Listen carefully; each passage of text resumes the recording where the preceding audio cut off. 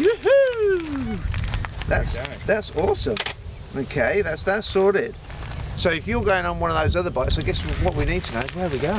Yeah, well, where would we go? What we'll do is we'll come on inside. We've got a big map on the wall, and what we can do is go through some of the wineries and pick out a few quiet roads. Beauty. Take the kids down for an adventure.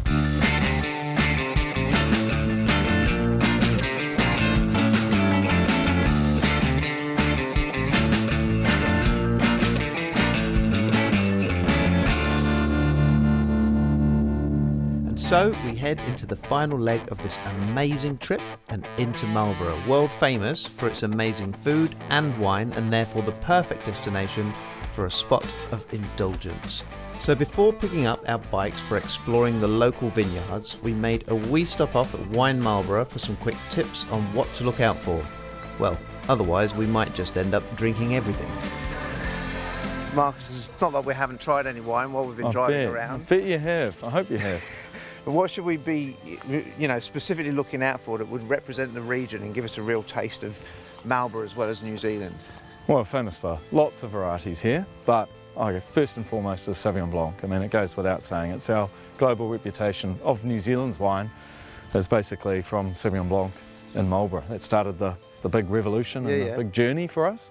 Is a lot of that for export, or am I in the right place to try it? So you can find New Zealand wine and Marlborough wine pretty much anywhere in the world. So while we're in the heart of the region, what experiences can we have that you can't get if you're overseas? So if you're overseas, oh, well, you're here.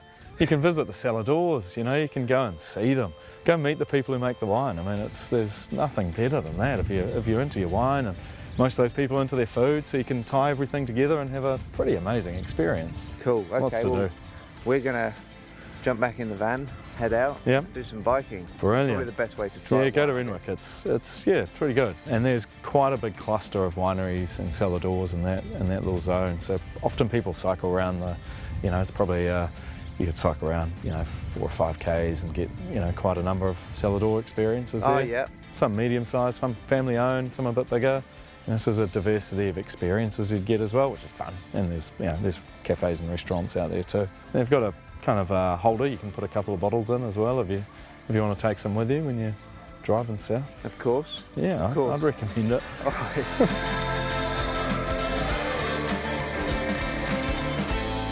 Should we go and see what we're going to go biking on? It's a great way to get around, I mean, it's a beautiful spot anyway, and just coming in here, these roads are pretty quiet. Yeah.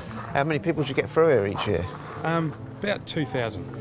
So, oh wow! Yeah, so it's pretty good. It's pretty popular, and I mean we've noticed this year even probably an increase in people coming to New Zealand to do cycling. So that the word's obviously out there, and there's no better way really to come around and do it in the vineyards. Yeah, do some cycling. Oh, and try some wine. Exactly. Oh, and in Marlborough. Yeah. Oh, so it's trying to sound quite perfect. 3 best things you could do. So what do you think is going to work for us best? Well, why don't we try the kids in the seats on the back and see how comfy they feel. Yeah, I'll see you in the back there, which you'll probably prefer because you don't have to do any work. How's that? Oh, baby food. Yeah, and then I guess another option is this little bike on the back. Yep, absolutely.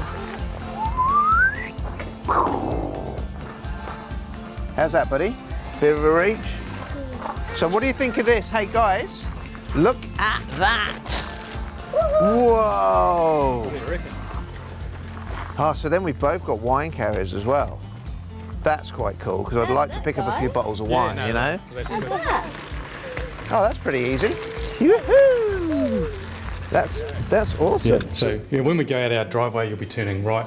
You'll be going along here, over a small bridge, and then up into forest. Ah, okay, so not even back onto the main road. No, certainly not. We want to keep you off the main road if we can help. Cool. Framingham, the first vineyard along there, they specialise in Riesling. So you can get Riesling from really dry ones through to really sweet dessert Rieslings in there. That's the Framingham Classic. This is in Gordon Ramsay's restaurant, and it's f***ing great. They've all got something downstairs the kids might enjoy. They've got a sort of like a museum cellar they've set up underneath the tasting room, so below ground.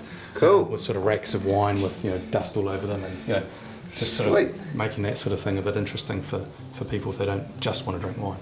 We've got one of our really small boutique wineries called Bladen, and their cellar door's really neat. It's buried sort of right in their vineyard, down a gravel track. So, Okay. So that's pretty good there. Up on that corner we've got 3 really nice wineries, the Nautilus, Wairau River and Geeson. All of them do food. Yeah, it's more about wine than biking, but the biking's a good way to get there, much more eco-friendly than doing it in a van. Cool. Does anyone like chocolate? I might do the chocolate as well. Yeah. Bit of fudge, Cool. lollies and other things that we shouldn't be feeding kids, but we all do. Yeah. Oh, well, it is a taste. You know, it is a taste tour, so everyone's got to indulge. You know, it would be very unfair if it was just us. What you having, Jarvis? Blue cheese and cracker. Nice.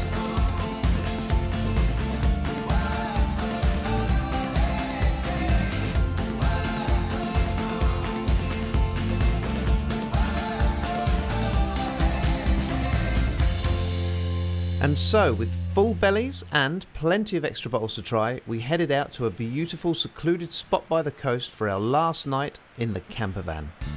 The following morning, after the obligatory clearing of the local flock, we made tracks for our final destination and a splash of luxury at Hapuku Lodge in Kaikoura. We stopped to pick up a supply of great local cheeses on the way, of course. Come and say that cheese. Have we got that? Let's go, guys. Thanks, Butts. What kind of cheeses have you guys got? A bit of everything, really. The stuff on the shelf here is all from Kaikoura. Oh, yeah? We make it here ourselves, and the stuff on that shelf there is all from around New Zealand. This one's still got a bit of moisture in it. Oh, yeah. And because of the ash on it, it lowers the acidity, so it's more of a mellow flavour, whereas this one's really sharp. So. Great, thank you. That's got a lovely texture. Real smooth belly. We've got the mature cheddar here, Yeah. which is quite strong. Okay. It's almost like an extreme tasty. If I'm going to have a cheddar, I always like it with a punch. Yeah, You know what I mean? Get those 3? 3 cheeses. This cheese has just been released today. Really? Yep. And will this then be available all around New Zealand? Or is it a local? Will it be Pretty a local? small scale, so Marlborough, Canterbury at this stage. The cow's milk cheese we can really, we've got more volume to do the whole of New Zealand, but Yeah. for the goat cheese we've got such a small amount. Right. You have to get it here and the Canterbury cheesemonger in Christchurch. So you can taste some of the other cheeses around New Zealand, and then when you're feeling truly inspired, you can come down here and get the local specialties. Oh yeah. I guess it's the beauty of travelling when you come to an area like Marlborough, Canterbury. You don't want to just get the same old food. Well, that's you can right. get it home. You can come here and explore this area through your taste buds. Oh, that's good. So we've got something local. Nice Yep, local very cheese. We'll be able to local. get our sweet Yes. on the day of release. Still unnamed. The unnamed cheese. Good timing, eh? Yeah, fantastic. Yeah, that's it. Say yum and let's go. Yum. Yeah. Yum, let's Thanks, go. guys. Thanks, guys. See ya. Have a great day.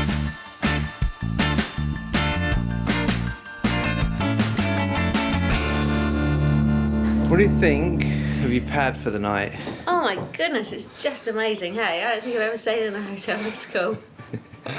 It's quite special being an elf, is it? An elf. Yes. You're in a treehouse. Now show me those pointy ears. Perfect. Do you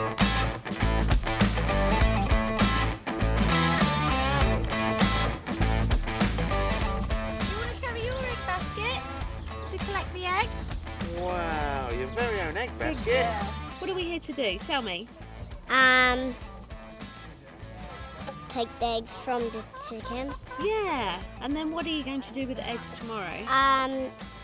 Make ice cream Very cool. for our own selves. Ah, what? Are you going to eat it all? Yeah. Right, let's go see where they are, huh? Should we go in and see if we can get the chickens to give us a shufti? Huh? Go on, climb in. Honestly, they're fine, buddy. You don't have to be scared of them. Grab it like this, and you put it in your basket gently. And you grab the next one. Grab the next, all right, look, I've got them, I'll keep them out of the way. Put it in your basket. Carmen, come in and grab one egg. Come on, grab it with this hand. It's all right, I've got my hand in the way. The chicken can't get to you. Now put it in your basket, gently. Wow, you got an egg from the chicken. Carmen, what do you want to make with the egg? Squeeze it. No, don't squeeze it because it'll smash. They're really delicate. We're going to squeeze it when we get inside to make the ice cream tomorrow. Joe, show me your egg. Oh, put one in your hand. Hey! Oh, you've broken it! What you done? Haven't broken one. Okay. Okay, crew. Eggs are got. Let's go make some ice cream. Well, tomorrow. We'll make ice cream tomorrow. Now we planted veggies. Oh, we're planting veggies now? Yeah. Yeah! Who wants to plant some vegetables? Whoa!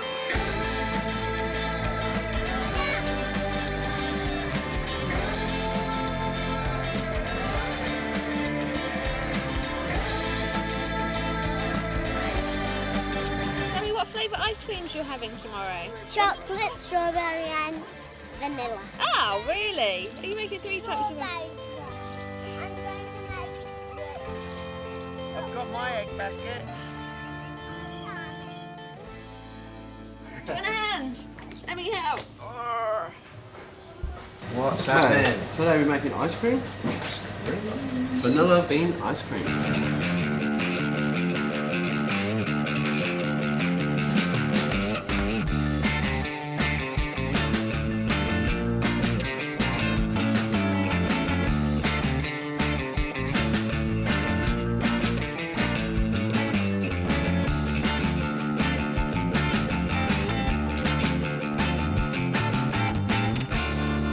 Now, who wants to be a chef? Me. Our elf-like stay in the treehouses really was an amazing experience for all of us. That handmade ice cream was then served up to round off our evening meal, which also happened to be some of the best food we've eaten in the whole country. The head chef here is also a MasterChef finalist, so we took the chance to have one last chat and find out why New Zealand is so passionate about great food. I was going to say thanks for breakfast actually, because that was probably the perfect way to end our gourmet section. Oh, cool. Oh, that's nice. New Zealand, for such a small population, seems to have a phenomenal kind of knowledge of great food. Yeah, well, I think it's really evolved since the 1940s and 50s. After the war, a lot of people from Europe came to New Zealand to live, and they brought with them all this amazing food, culture and knowledge, and it's really over the years transformed the way we think about food. And so I think because we're so far away and because we're such a melting pot of cultures, we're not restricted by rules. Yeah. And so I think we're quite free in our thinking about food, and I think it does, although it's a cliche, it does come from the heart. You can see that when it comes across on a plate of food. And just tell us a little bit, what was the experience like on MasterChef? I've got to ask you that. The MasterChef thing, well, I absolutely loved it. I really did. It was stressful, of course. It really put chefs or cooks through their paces for sure. But, you know, I'd do it again in a heartbeat because I absolutely loved it. I just thought, this is fantastic. This is everything I ever wanted to do, and this is it for me from now on. So when I got back from MasterChef after I was eliminated, I thought, that's Robbed. it. Robbed, yeah, thank you. I thought no more corporate life for me. Fortunately for me, I got this amazing opportunity to start out at the lodge, and within a short space of time I took over as head chef. Fantastic. Hey, well look, we've loved our stay here. Perfect way to end our gourmet section. Fantastic. In fact, the luxuries, we've loved travelling by camper van, but two nights in the tree houses has also Right. been the perfect way to make a luxury ending to our trip. So thank you very much.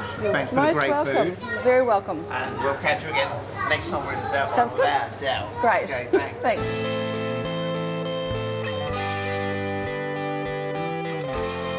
What makes a fantastic trip? Great places, great food, great drink, relaxing, new experiences and great people. And I think we've had all of those in spades. Fantastic, fantastic way, and I've probably already said this, not wanting to milk it too much, but travelling the South Island, if you come here, do it in a camper van. I mean, there's the added benefit because you want to move on, you want to move around. I mean, you don't have this checking into a hotel at 2 p.m. and checking out at 10 a.m. and missing that all-important middle of the day. It means you can enjoy the day until you feel like you've done a place and the things that you wanted to do, and then you just get back in your mobile house and move on. And you get to spend nights by the ocean, nights by the rivers, nights by the streams and in the mountains, and places where there is no accommodation. And I think that's what has really made the trip as well. Great food all the way around. Even the food we've been cooking in here has been pretty fantastic because we're using produce that we're picking up on the way and drinking fantastic South Island wines to go with it. And then all the way around it's been South Island wines. I will definitely, speaking on behalf of all of us, be back in the South Island again very, very soon. How lucky we are to live so close to such a beautiful place. Not that the North Island isn't beautiful, but the South Island certainly has a special place right here in my heart. Until next time, which will be very soon, this is over and out from me, from Lou, See ya. and from these two nutbags in the back. Say bye! Bye. See you next time.